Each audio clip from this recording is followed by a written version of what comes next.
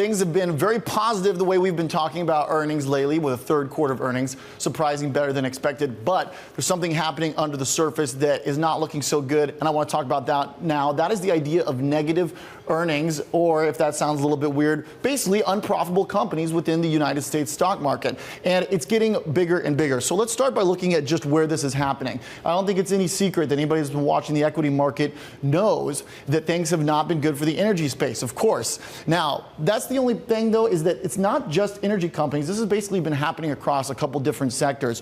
What we've been seeing lately is technology companies, discretionary companies, consumer shares that actually have not been profitable. So basically what this means is that over time, more and more companies have not been reporting shares. This is something that is very unique right now. It doesn't really happen this late in the cycle, and I want to look at some of the major effects in terms of the longer term picture, the bigger picture, if you will. This is looking at the trailing 12-month earnings per share in the white over here. What we're looking at is the typical way we think about earnings per share right now. That's at about $113 over the past 12 months.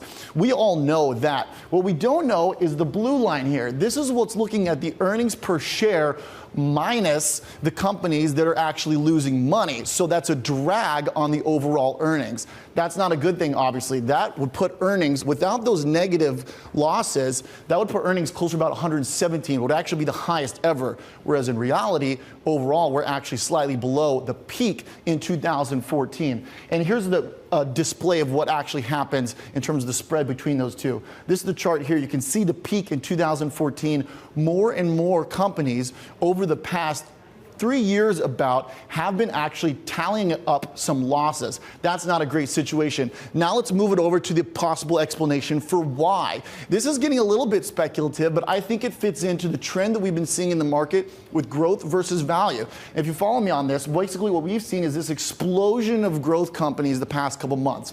Right here is this big divergence where growth companies are up about 14% year to date. I think what's happening is that investors are looking more and more to get that yield in the market, and they're willing to forego the positive earnings story. I think that could be potentially concerning, guys, as we look at earnings that overall have been very positive indeed, but the trend of money losing companies is somewhat disturbing, guys.